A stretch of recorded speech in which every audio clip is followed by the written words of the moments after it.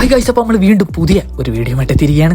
ഞാനാണ് cool mama. ഇന്നൊരു Sunday for fun day. ഇതെന്റെ വാപ്പ അലിയാർ മേടിച്ചെന്ന ടാറ്റ ടിയാഗോ കാർ മേടിച്ചതിന്റെ ചെലവ് വേണ്ടവർ കമന്റ് ബോക്സിൽ വന്ന് ചെലവ് എന്ന് കമന്റ് ചെയ്യുക. അതിൽ നിന്നും തിരഞ്ഞെടുക്കുന്ന 5 പേർക്ക് ബഷീരകട കടയിൽ നിന്നും മുട്ട പപ്സ്. കാർ എടുത്തതിന് ശേഷം എന്റെ കൂട്ടുകാരൻ തൗഫിക് ബീഡി എന്നും വരും. ഉമ്മ നമുക്ക് എങ്ങോട്ടെങ്കിലും പോവാണോ, എന്ത് വേണോ? അങ്ങനെ ശല്യം കാരണം ഞാൻ വിചാരിച്ച് ഇവനെ കൊണ്ടുപോയി ഒരു ഊണ് മേടിച്ചു കൊടുക്കാം. തൗഫീഖ് ബീഡി മുക്കിന് താഴെ എന്താ 15 മീശയാണോ?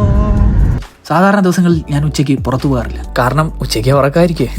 എന്നും പണിക്ക് പോവാന്ന് എന്റെ തലച്ചോറ് പറയും, പക്ഷെ എന്റെ ഹൃദയം കേൾക്കാറില്ല ഗൈസ്. അതുകൊണ്ട് തന്നെ വാപ്പ അലിയാറിനെയും ഉമ്മ സബീലയും പറ്റിച്ച് എന്നും ഞാൻ കള്ളച്ചോറ് തിന്നും. പിന്നെ വാപ്പ അറിയാതെ പുള്ളിയുടെ പോക്കറ്റിൽ നിന്ന് ഞാൻ അടിച്ചു മാറ്റി 100 രൂപ കൊണ്ട് ബൈക്കിൽ എണ്ണ അടിക്കും. എന്നിട്ട് 4 പെണ്ണുങ്ങളെ കാണാൻ വേണ്ടി ഞാൻ ഇങ്ങനെ കറങ്ങി ഇങ്ങനെ നടക്കും. നമ്മൾ ചെറുതായിട്ട് മാറ്ററിൽ നിന്ന് വിട്ടുപോയി. നമ്മളെ ഇന്നത്തെ പരിപാടി അപ്പം സദ്യ. നമ്മളങ്ങനെ പോകുന്ന വഴിക്ക് ഒരു ഷൂട്ടിംഗുകാരെ കണ്ടു. അങ്ങനെ ഞാൻ പിന്നെ അവിടെ കിടന്നൊന്ന് കറങ്ങി.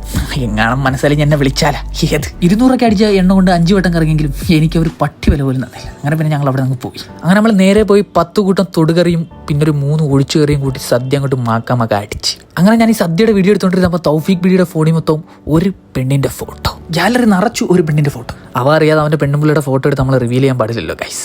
അതുകൊണ്ടാണ് ഞാൻ കൂളും എനിക്ക് കാണിച്ചത്.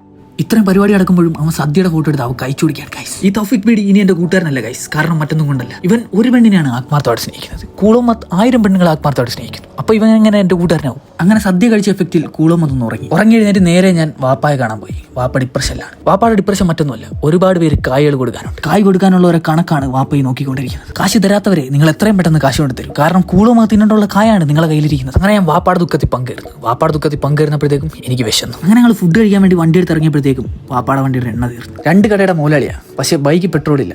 അതെങ്ങനെ സാധനം മേടിച്ച കൈകൾ കൊടുക്കട്ടെ. അങ്ങനെ ഞാൻ പെരുവഴിയിലായല്ലോ എന്നും പറഞ്ഞു നിന്നപ്പോഴത്തേക്കാണ് ദൈവദൂതനെ പോലെ അദ്ദേഹം എത്തിയത്. നമുക്ക് രാത്രി ഒന്ന് കാണണം. എവിടെ? ഞാൻ വന്നോളാം.